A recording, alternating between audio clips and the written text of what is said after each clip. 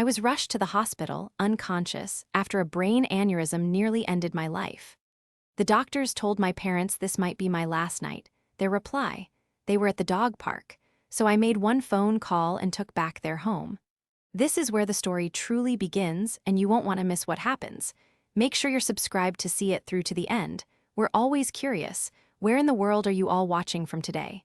Let us know in the comments. The pain came on without warning. One moment, I was standing in my kitchen, meticulously chopping vegetables for a soup I was planning to portion out for the week. The next, a bolt of lightning seemed to strike the base of my skull. It wasn't a headache, it was an explosion. The world tilted violently, the vibrant green of the celery and the bright orange of the carrots blurring into a sickening smear of color. My ears rang with a deafening, high-pitched tone, and a wave of nausea so powerful it buckled my knees swept over me. My hand, still clutching the knife, went numb. It clattered to the floor, a sharp, metallic sound that seemed to come from a great distance. I remember thinking, with a strange and detached sense of clarity, this is it. This is how it ends. My body slid down the cool surface of the kitchen cabinets, my cheek pressing against the linoleum. The last thing I saw before the darkness swallowed me whole was the dust bunnies under my refrigerator, and I felt a pang of absurd regret for not having swept more thoroughly. Then, nothing. Consciousness returned not as a gentle dawn, but as a fractured, confusing series of sensations. The sterile, antiseptic smell of a hospital, the rhythmic, insistent beeping of a machine somewhere to my left, a dull, pounding ache that lived behind my eyes. I tried to lift my head, but it felt as though it were made of lead. A soft, familiar hand immediately covered mine. "Clara, oh, thank goodness, don't try to move, you're okay, you're safe." My eyes fluttered open, struggling to focus on the face hovering above me. It was Maria, my best friend since kindergarten, her usually cheerful face pale and etched with worry. Her dark curls were pulled back in a messy bun, and her eyes were red-rimmed, as if she'd been crying for hours. "Maria." My voice was a dry, rasping whisper. "What?" "What happened?" "You had a brain aneurysm," she said, her voice thick with emotion. She squeezed my hand, a grounding pressure in the sea of my confusion. "You collapsed in your kitchen. I came over when you didn't answer my texts. I found you. I called for help." The memories flickered, the pain, the fall. It felt like a scene from a movie, not my own life. A doctor, a kind-looking man with graying temples, came in and explained it all in calm, measured tones. A subarachnoid hemorrhage, an emergency coiling procedure. The words washed over me, clinical and terrifying. He said I was incredibly lucky. Lucky that Maria had found me when she did. Lucky that the surgical team was so quick. Lucky to be alive. As he left, leaving Maria and me in the quiet of the private room, the full weight of it began to sink in. I had almost died. The thought was a cold stone in my stomach. A question, small and hesitant, formed in my mind. "My parents," I croaked, my throat still raw. "Do they know?" Maria's expression tightened. She looked away for a second, a flicker of something unreadable in her eyes before she forced herself to meet my gaze again. "I called them, Clara. The moment they got you into surgery, I called them." "And are they on their way?" I imagined them frantic, rushing from their home 3 hours away, their faces a mask of parental fear. It was the only image that made sense. Maria took a deep breath. The doctor, Dr. Evans, he spoke to them himself. He had to. He told them the surgery was high risk. He told them that you might not make it through the night, and if they wanted to see you, they needed to come immediately. Her words hung in the air, heavy and ominous. I braced myself for the next part, for the story of their panicked drive, their tearful arrival. But it didn't come. "Clara," Maria began, her voice dropping to a near whisper, "your mom said they couldn't." I blinked, certain I had misheard. The machines beside me continued their steady, rhythmic beeping, a stark contrast to the sudden chaos in my mind. "Couldn't? What do you mean they couldn't? Was there an emergency? Is Tessa okay?" Maria's eyes filled with a mixture of pity and rage. "Tessa is fine. They couldn't come because they were with Tessa at the dog park. Her new puppy was having its first socialization day." The words didn't compute. Dog park. socialization day. They were nonsense syllables, a language from another universe. The beeping of the heart monitor seemed to grow louder, faster, echoing the frantic thumping in my chest. She said, Maria continued, her voice trembling with barely suppressed fury, "Oh, that's terrible news. But we can't just leave. Tessa would be so disappointed." She asked if the hospital had good parking and said they'd try to drive down sometime next week if you were still there. A cold, creeping numbness spread through me, starting in my chest and radiating outwards to the tips of my fingers and toes. It was a chill that had nothing to do with the hospital air conditioning and everything to do with the absolute, soul-crushing certainty of being utterly and completely alone. I had faced my own mortality, stared into the abyss, and my own mother had decided a puppy's playdate was more important. The physical pain from the surgery, the throbbing in my skull, the weakness in my limbs, it all faded into the background, eclipsed by a new, sharper agony. The betrayal was worse than the diagnosis itself.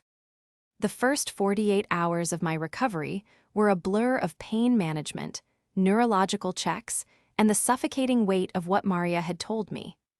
Nurses would come in to shine a tiny flashlight in my eyes, asking me to follow their finger. They'd ask me my name, the date, the name of the current president. I answered their questions robotically, a performing seal going through the motions. But inside, my mind was a churning vortex, replaying Maria's words on a loop. We can't just leave. Tessa would be so disappointed. Maria was a constant, solid presence.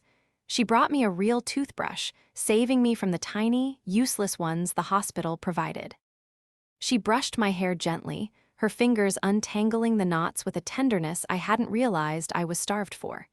She read to me from trashy magazines when the silence became too loud, her voice a soothing balm. She was my anchor, the only thing keeping me from drifting away on a tide of despair. On the third day, a small bouquet of carnations arrived. The card, written in my mother's neat, impersonal cursive, read, "Hoping you feel better soon. Love, Mom, Dad, and Tessa." There was no "we're so sorry," no "we love you," no "we were terrified we'd lost you." It was the kind of card you'd send to a coworker you barely knew. I stared at the cheap, pink flowers, a symbol of obligatory, half-hearted affection, and felt a profound emptiness. That afternoon, summoning what little strength I had, I decided to call them. Maria offered to do it for me, but I needed to hear it for myself. I needed to hear the tone of their voice to gauge the depth of their indifference with my own ears. I dialed the familiar number, my thumb trembling slightly. My father, Robert, answered. "Hello." His voice was flat and curious. "Dad, it's me, Clara." "Oh, Clara, how are you feeling?" There was no surprise, no relief, just the same mild tone he used when asking if I'd gotten my oil changed. "I'm alive," I said, the word tasting like ash. "The surgery was successful." "Well, that's good news. That's very good news," he said, a little too brightly. "Your mother will be pleased to hear it. She's just in the other room with Tessa. They're trying to house-train the new puppy. Little Monster peed on the antique rug." I closed my eyes. The puppy, of course. "Dad," I said, my voice low and tight, "the doctor told you I might not make it."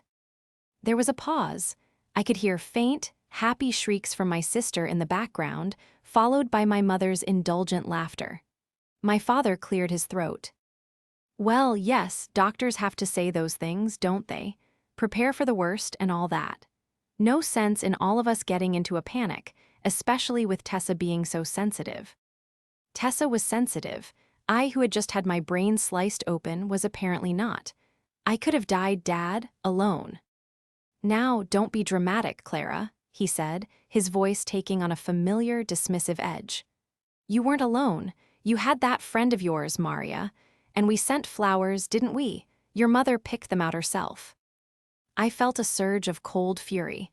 It was so potent it made my head throb. This was my father, the man who was supposed to protect me, telling me not to be dramatic about nearly dying. At that moment, something inside me shifted. The deep, aching hurt began to cool and harden, crystallizing into something else entirely. Something sharp and clear. "Put Mom on the phone," I said, my voice devoid of the emotion that had been strangling me moments before. He complied, and a few seconds later my mother's voice came on the line, brisk and impatient.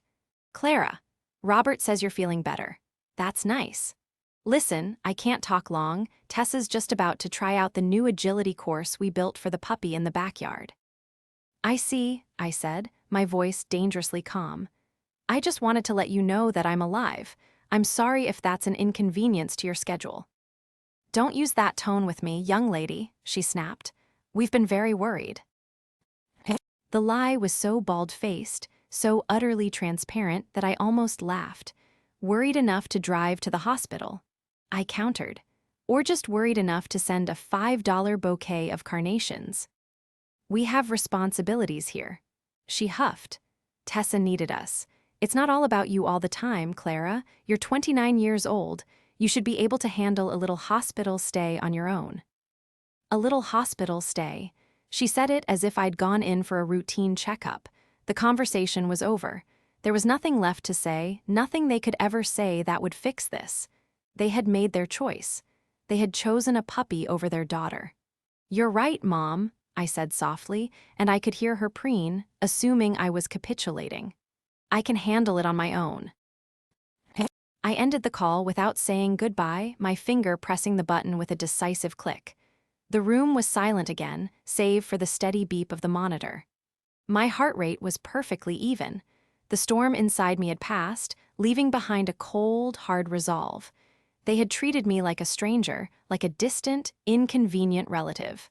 Fine, that's exactly what I would become. As I stared at the bland, white ceiling of my hospital room, a plan began to form, built on a foundation I had laid years ago as a quiet act of self-preservation. They thought I was just their responsible, doormat daughter. But they had forgotten one crucial thing. My entire life had been a training ground for their neglect. I was the practice child, the one they made all their mistakes on before my sister, Tessa, arrived 5 years later and was instantly crowned the family jewel. I was the responsible one, the quiet one, the one who never made waves. My role was to be the steady, boring backdrop against which Tessa's vibrant, exciting life could unfold, and I played my part beautifully. I remembered being 16, saving up every penny from my after-school job at a bookstore for a celebratory trip with my friends after graduation. A week before we were set to leave, my mother, Brenda, sat me down at the kitchen table. Her face was arranged in a look of pained sympathy that never quite reached her eyes. "Clara, honey," she'd begun, "Tessa has been invited to an exclusive summer ballet camp. It's an incredible opportunity for her, but it's frightfully expensive." I knew where this was going. I could feel the money in my savings account, earned over hundreds of hours of shelving books and dealing with cranky customers, turning to ash. "Okay," I said, my voice small. "We just can't swing it right now," she continued, her hand patting mine in a gesture that was meant to be comforting but felt like a cage. "Your father and I were thinking, that trip of yours, is it really that important?" Of course, it wasn't. Nothing of mine ever was when weighed against a desire of Tessa's. I withdrew my savings, all $1,200 of it, and handed it over. I watched from the window as they drove Tessa to the bus station, my father, Robert, loading her expensive new suitcase into the trunk while my mother fussed over her hair. I spent that summer at home, listening to my friends' joyful stories from their trip, a hollow ache in my chest. Tessa came back 2 weeks later, complaining that the camp was boring and the other girls were snobs. My sacrifice wasn't even appreciated. It was simply expected. This dynamic only solidified as we grew older. I went to a state college, working 2 jobs to minimize my student loans. I chose a practical, stable career as a financial auditor, a profession that suited my meticulous, detail-oriented nature. Tessa, on the other hand, was encouraged to find her passion. This involved a series of expensive, short-lived hobbies funded by my parents and, increasingly, by me. There was the pottery phase, the artisanal soap-making phase, the equestrian phase. Each one left behind a trail of costly equipment and abandoned dreams. My parents, Brenda and Robert, were a perfectly matched pair of antagonists. Brenda was the active agent of my marginalization. She was sharp-tongued and deeply invested in appearances. Her love was transactional and entirely conditional, reserved for the daughter who made her look good. Her comments were always barbed, designed to remind me of my place. "Oh, Clara, another beige sweater. You should let Tessa take you shopping, teach you a little something about style." Or, "It's a shame you're always so busy with work." Tessa truly understands the importance of enjoying life.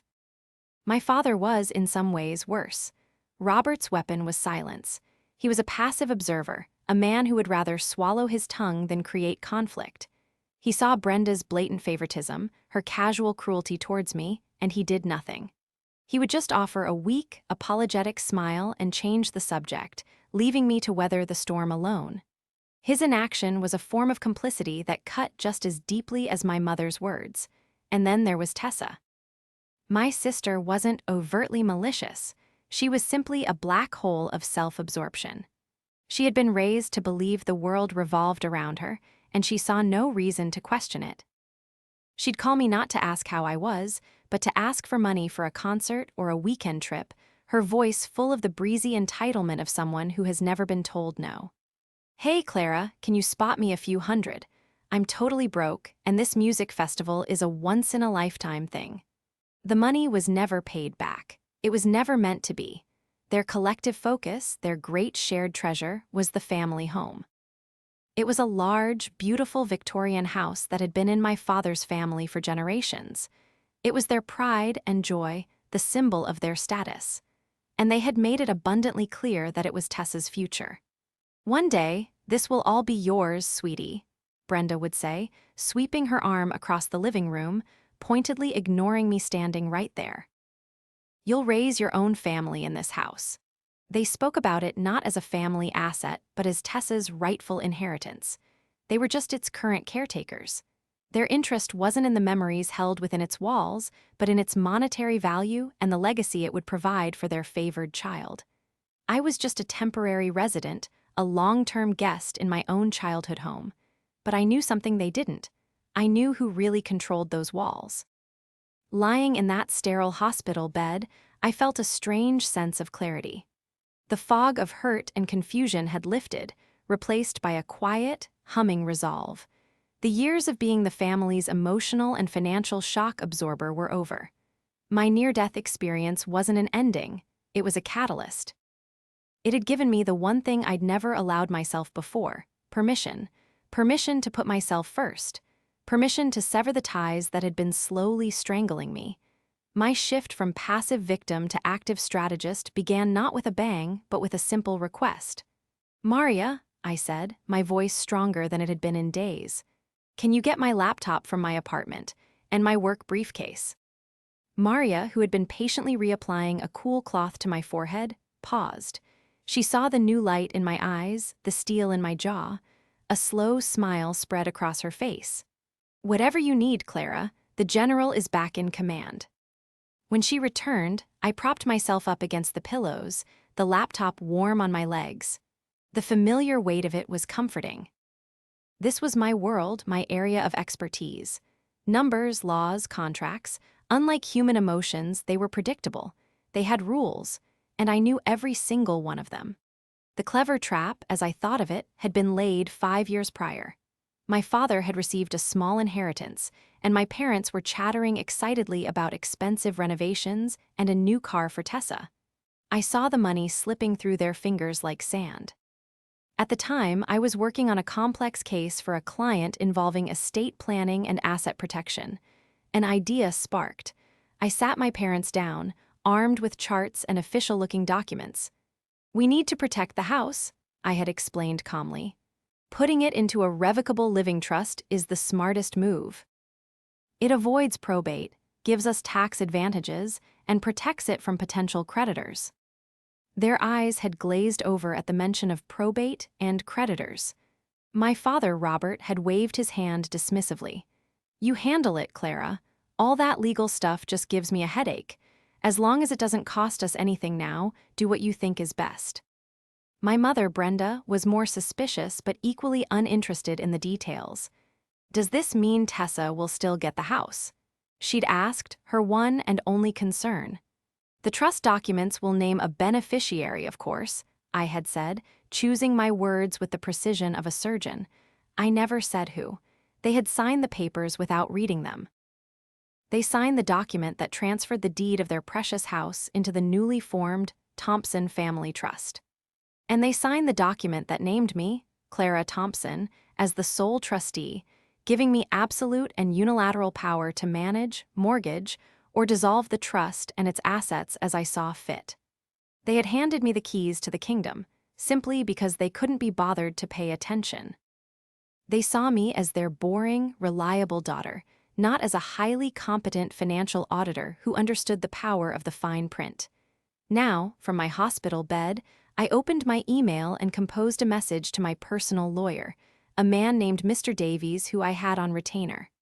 The subject line was simple: action required, dissolution of Thompson Family Trust. The body of the email was just as direct: Mr. Davies, please begin the process of immediately dissolving the Thompson Family Trust, of which I am the sole trustee. The sole asset of this trust, the property at 125 Elm Street, is to be listed for immediate sale. Please prepare all necessary documentation for my signature. Furthermore, please draft a formal notice to be delivered to the property's current residents, Brenda and Robert Thompson, informing them of this action and giving them 30 days to vacate the premises as per state law. I will be discharged in a few days and will sign the documents then. The proceeds from the sale are to be transferred directly to me. Thank you. Clara Thompson. I hit send. A profound sense of peace washed over me. It was done. The first domino had been pushed. For the next few days, I focused solely on my recovery. I did the physical therapy exercises. I ate the bland hospital food. I talked and laughed with Maria. And I did not answer a single one of the perfunctory, once daily, "How are you?" texts that came from my mother's phone. I was building a wall, brick by brick, and my silence was the mortar. A week after my surgery, I was discharged. Dr. Evans was pleased with my progress, calling my recovery remarkable. He gave me a long list of instructions for rest and follow-up appointments. As Maria helped me pack my small bag, she asked the question hanging in the air: "Are you sure you don't want to go to your house? Your own bed must be calling your name." "It's not my house, Maria," I said, my voice even. "And it's not theirs anymore, either. Can I stay with you for a little while?" "Stay as long as you need," she said, wrapping an arm around my shoulders. "My home is your home, always." We walked out of the hospital and into the bright sunshine, leaving my old life behind in that sterile, white room. We left something else, too. On the now empty bedside table, where the cheap carnations had once sat, I had placed a single, crisp white envelope addressed to Brenda and Robert Thompson. 2 days later, my phone rang. It was my mother. I let it go to voicemail. A minute later, it rang again. My father. I ignored it. Then came the barrage of texts. "Mom, Clara, we're at the hospital. Where are you? The nurse said you were discharged. Mom, your room is empty. What is this? Mom, there's an envelope here. Is this some kind of joke?" I pictured them standing in the doorway of that empty room, a place that held the ghost of my near death, their faces pinched with irritation, not concern. Then, silence for about 10 minutes. I knew they were reading it. I could almost hear the thick paper crinkling in their hands as they unfolded the cold legal prose from Mr. Davies. The phone rang again, an angry, insistent buzz. This time I answered, putting it on speaker. Maria sat across from me on her sofa, a silent, supportive witness. "What is the meaning of this?" Brenda's voice was a shriek, shrill and vibrating with fury. "We just read this letter, dissolving the trust, selling the house. This is a mistake. You need to call this lawyer and fix it right now." "There's no mistake, Mother," I said calmly. "Don't you take that tone with me." She screeched. "That is our house. Your father's family has owned that house for 100 years. You can't just sell it." "Actually, I can," I replied, my voice as cool as ice. "As the sole trustee, I have the authority to do exactly that. You signed the papers yourself, remember." There was a sputtering on the other end of the line. "We didn't know what we were signing. You tricked us." "I didn't trick you," I corrected her. I presented you with a sound financial strategy. You simply couldn't be bothered to read it. You were too busy. Just like you were too busy to come to the hospital when I was dying." The line went silent for a beat. The truth of my words, stark and brutal, had finally landed. My father's voice, trembling and weak, came on. "Clara, honey, this isn't fair. We were just trying to keep Tessa calm. You know how she gets." "And what about me, Dad?" I asked, my voice dangerously quiet. "Did anyone think about keeping me calm? Or did you all just assume old, reliable Clara would pull through? And if I didn't, well, that would be one less problem to worry about." "That's not true," he stammered, but his voice lacked conviction. "This is what you get for being so ungrateful." Brenda snatched the phone back, her voice dripping with venom. "After everything we've done for you, we raised you, we fed you, we gave you a roof over your head, a roof you are now trying to sell out from under us." I almost laughed. "A roof I am selling, yes. The ingratitude, however, is all yours. You have 30 days to find a new place to live. I suggest you don't waste time arguing with me. The clock is ticking." I hung up the phone, the click echoing in the quiet apartment. The silence that followed wasn't heavy or sad. It was light. It was the sound of freedom. The next few days were a predictable storm of desperation. They tried everything. First came the threats.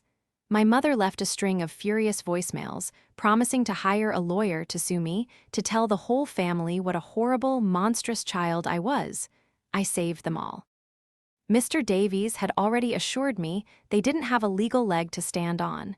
Their signatures on the trust documents were ironclad. Their blustering was just noise. When the threats didn't work, they switched to emotional manipulation. My father started calling, his voice thick with fake tears. "Clara, your mother is a wreck. She can't eat, she can't sleep. You're destroying her. How can you be so cruel to your own family?" "The same way you were all cruel to me, Dad," I'd reply, my voice unwavering. "By being indifferent. You're not upset that I almost died. You're upset that there are consequences for your neglect." The most pathetic attempt came from Tessa. She called me, whining. "Clara, this is so unfair. Mom's crying all the time. Where are we supposed to go? What about Barnaby?" "Barnaby?" I asked, confused. "My puppy. You know Barnaby. We built him an agility course in the backyard. He loves that yard. You can't just take his yard away." I was speechless. She wasn't worried about her parents or the roof over their heads. She was worried about a puppy's play area. A puppy whose socialization day had been deemed more critical than my life. It was the most perfect, damning crystallization of my entire family dynamic. "Tessa," I said, a sense of finality washing over me. "The world is full of dog parks. I'm sure you'll find another one." I hung up before she could respond. The final confrontation happened a week before they were due to move out. My mother called, her voice stripped of its usual fire. It was low, pleading, and somehow more repulsive than her anger. "Clara, please," she whispered. "We'll do anything. We're sorry. We'll make it up to you. Just don't do this. Don't make us homeless." I took a deep breath. It was time for the final ledger. This wasn't about shouting or anger anymore. It was about laying out the cold, hard facts. This was the irrefutable proof they could no longer ignore. "Do you have any idea how much of your life I've been funding, Mom?"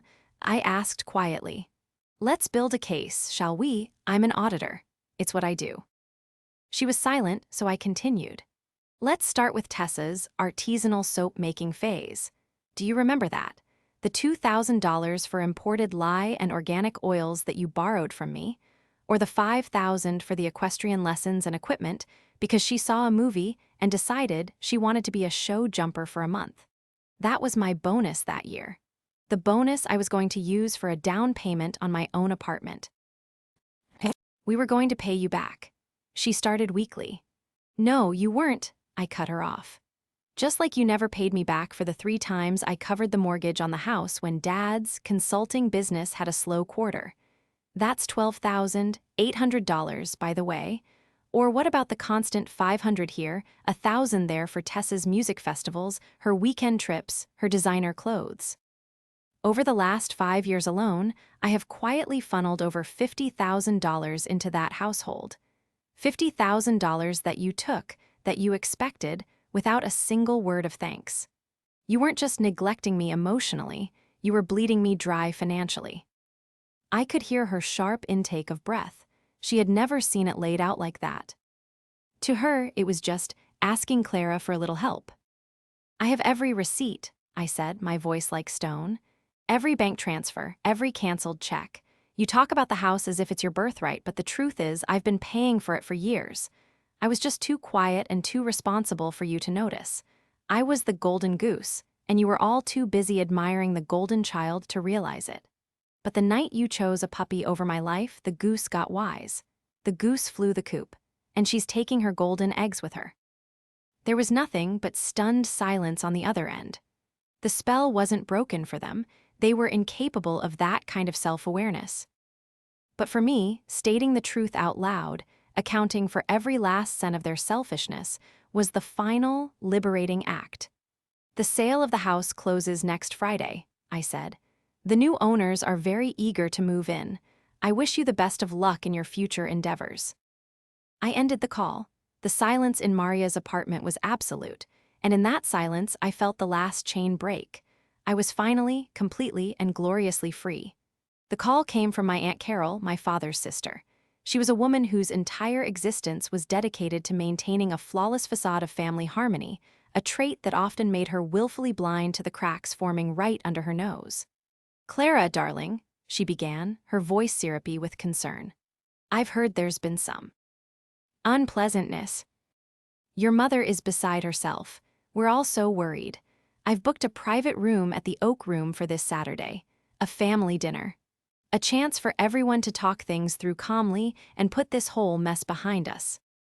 It was a trap, of course. A public ambush disguised as an olive branch. They wanted an audience. They believed that in front of extended family, I would shrink under the pressure of maintaining appearances, that I would fold and capitulate to their demands. They thought they knew my playbook. They had no idea I had written a new one. "I'll be there, Aunt Carol," I said, my voice pleasant. A wave of relief washed through her voice. "Oh, wonderful, I knew you'd see sense. We're family, after all." When Saturday arrived, Maria helped me get ready. I didn't choose a power suit or a dress of mourning. I chose a simple, elegant navy blue dress. It was the dress I had bought for myself a year ago, a quiet celebration of a promotion I'd never bothered to tell my family about. It was a dress that made me feel like myself, calm, competent, and confident. "Are you sure you want to do this?" Maria asked, her brow furrowed with worry as she stood in the doorway. "You don't have to." "I know," I said, turning to face her. "But this isn't for them. It's for me. It's the last chapter. I need to be the one to write it." I picked up a slim leather portfolio from my desk. Besides, I'm coming prepared. We walked into the private dining room at the Oak Room together. The long table was already mostly full. My aunts, uncles, and a few cousins were making strained small talk. At the head of the table sat the trio, Brenda, Robert, and Tessa. They had positioned themselves like a tribunal. My mother gave me a look of triumphant fury, my father a weak, pleading glance. Tessa was just scrolling on her phone, looking bored. The moment they saw Maria, my mother's face soured. "This is a family matter, Clara," she said, her voice sharp. "Maria is my family," I replied smoothly, taking a seat directly across from them. Maria sat beside me, a silent pillar of support. The meal was excruciating. Aunt Carol chattered nervously about the weather and a recent trip she'd taken, desperately trying to fill the oppressive silence. My mother made passive-aggressive comments under her breath. "Some people have no respect for their elders," she muttered, loud enough for the whole table to hear. "No gratitude for the sacrifices made for them." My father just stared at his plate, pushing a piece of asparagus around with his fork. Finally, as the dessert plates were being cleared, my mother slammed her hand on the table, making the silverware jump. "All right, let's get this over with," she announced, her eyes locking onto mine. "Clara, this ridiculous, selfish tantrum has gone on long enough. You have embarrassed this family. You will call off this sale. You will dissolve your relationship with that shyster lawyer. And you will apologize for the pain you have caused your father and me." The table went silent. All eyes were on me.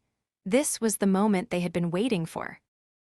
They expected me to cry, to argue, to defend myself. I did none of those things. I calmly opened the leather portfolio I had placed beside me. "I'm glad you brought that up, Mom," I said, my voice resonating clearly in the quiet room. "Since you've all been kind enough to gather, I thought it would be a good opportunity to provide some clarity on the situation. I find that numbers often tell a story more clearly than words." I slid a single-page document across the table to my Uncle Mark, who sat at the midway point. "Mark, could you pass that down?" I had printed 15 copies, one for everyone. It was a simple, one-page summary, a balance sheet of my relationship with my parents. On the left side, under the heading Contributions to Household, I had listed in stark, black and white print the major financial outlays I had made over the last 5 years. The mortgage payments I had covered, the loans for Tessa's failed business ventures, the endless stream of cash for her whims. The total at the bottom was a staggering $54,250. On the right side, under the heading The Precipitating Event, I had written a simple timeline.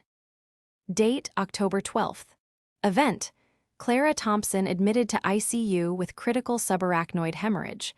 Time of call: 7:15 p.m. Doctor's prognosis: she may not survive the night. You need to come now. Parental response: we can't. We are at the dog park with Tessa. Her puppy is having a socialization day. A collective gasp went through the room as people read the page. My Aunt Carol's hand flew to her mouth. Uncle Mark stared at the paper, then at my father, his expression turning from confusion to disbelief. Brenda's face went from pale to a deep, blotchy red. "How dare you? This is private family business. You're airing our dirty laundry." "You made it my business when you treated me like an ATM," I countered, my voice still level. "And you made it my business when you decided my life was worth less than a puppy's playdate. This isn't dirty laundry. This is a ledger. And it shows a family that has been taking from me my entire life, emotionally and financially, and who, when I was on the brink of death, couldn't be bothered to drive 3 hours to be by my side." "We were worried about Tessa." My father finally piped up, his voice cracking. "She's sensitive." And I wasn't. I looked him dead in the eye, and for the first time, he flinched. "I was unconscious and bleeding into my brain, Dad. Was I not sensitive enough for you then? Or was I just the responsible daughter you could always count on to not be a bother, even in death?" Tessa, finally looking up from her phone, chimed in with breathtaking ignorance. "It's just money, Clara. You've always been weird about money. And you're fine now, so what's the big deal?" That was it, the final, perfect summary of their entire worldview. My Uncle Mark, a quiet man I'd always liked, slowly folded the paper and placed it on the table. He looked at his brother, my father. "Is this true, Robert?" "The dog park, is that true?" My father couldn't meet his eyes. He just stared at his water glass, his silence a deafening confession. A wave of disgust washed over the room. The tide of family opinion, which my mother had been so sure she could command, had turned against her in an instant. She had wanted a public stage, and she had gotten one. It was just a different play from the one she had cast. I stood up, Maria rising with me. I looked at my mother, my father, and my sister, 3 strangers sitting at the head of a table, their faces masks of shock and fury. They were no longer my burden. "For my entire life," I said, my voice clear and steady, "I have put your needs, your wants, and your comfort above my own. That ends tonight. The house will be sold. The proceeds will repay a small fraction of what I am owed. You wanted me to handle it, Dad, and I have. This is me handling it." I turned and walked out of the room, Maria's hand protectively on my back. I didn't look back. I didn't need to. I could feel the weight of their ruin behind me, and ahead of me, for the first time in my life, there was only lightness. The 30 days passed. The sale of the house closed without a hitch. Mr. Davies, true to his profession, was ruthlessly efficient. The new owners, a young family with 2 small children, were eager to move in and fill the old house with new, happier memories. The substantial sum of money was wired to a new bank account I had opened, an account to which only my name was attached. I heard about the aftermath in bits and pieces from Aunt Carol, who now called me in a completely different tone. one of hushed respect and pity for my former situation. My parents and Tessa had been forced to move into a small, two-bedroom apartment in a dreary complex on the outskirts of town. The antique furniture they were so proud of wouldn't fit, so most of it was sold for a fraction of its value. Their grand life had been downsized into a handful of cardboard boxes. Brenda did not handle the fall from grace well. Her social circle, built on the prestige of the old house and a carefully curated image of prosperity, evaporated. The extended family, now aware of the full, ugly truth, kept a polite but firm distance. Robert, stripped of his ancestral home and his wife's respect, seemed to shrink, becoming even more silent and ghost-like than before. The biggest shock came to Tessa. With no more funds from her parents and the Clara-funded Wellspring officially dry, she was forced to get a real, full-time job. She ended up as a cashier at a large retail store, a position she complained about bitterly. The puppy, Barnaby, was eventually given away. They claimed their new apartment was too small for such an active dog. In reality, they could no longer afford the vet bills and fancy food. The very symbol of their betrayal had become an inconvenient expense. As for me, I embraced my newfound freedom. With the money from the sale and my own savings, I bought a bright, beautiful condominium in the city, with a wide balcony that overlooked a lush green park. It wasn't a grand Victorian mansion filled with the ghosts of obligation. It was smaller, newer, and entirely mine. The first thing I bought for it was a comfortable armchair where I could sit and read for hours, uninterrupted. I used my professional network not for revenge, but for my own healing. I found a highly recommended therapist and began the slow, necessary work of unpacking a lifetime of emotional neglect. I learned to set boundaries. I learned that no was a complete sentence. I learned to distinguish between what I owed others and what I owed myself. One afternoon, about 6 months after the dinner at the Oak Room, I was sitting on my balcony with Maria, sipping iced tea. My phone buzzed with a text from an unknown number. "This is Brenda. Your father is not well. We need help." I looked at the message and I felt nothing. Not anger, not satisfaction, just a distant, quiet sadness for the people they could have been. The people I once wished they were. I did not feel a pull of responsibility. The emotional tether had finally been severed. I deleted the message without replying. Forgiveness, I realized, wasn't about letting them back into my life. It was about accepting that they would never be the family I needed and letting go of the anger so that it no longer poisoned me. My justice wasn't in their suffering, it was in my peace. Maria looked at me, sensing the shift. "Everything okay?" I smiled, a genuine, unburdened smile that reached my eyes. "Everything is perfect.